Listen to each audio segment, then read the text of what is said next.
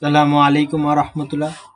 Today I'll show you Larastus status page software. This is our admin panel. You can see dashboard. Open incidents, total incidents, schedule, total company.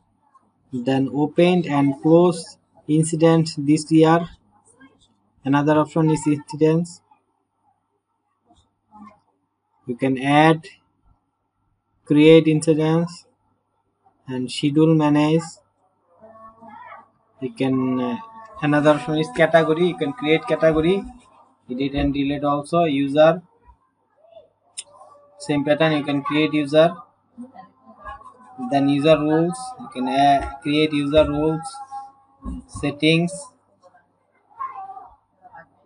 general settings, SEO, appliers, then authentication, outgoing mail, logging, all you can customize, translate. You can create language.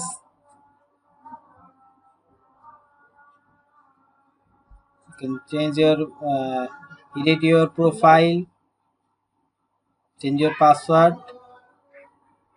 If you want this, check out link in the description below. Thank you.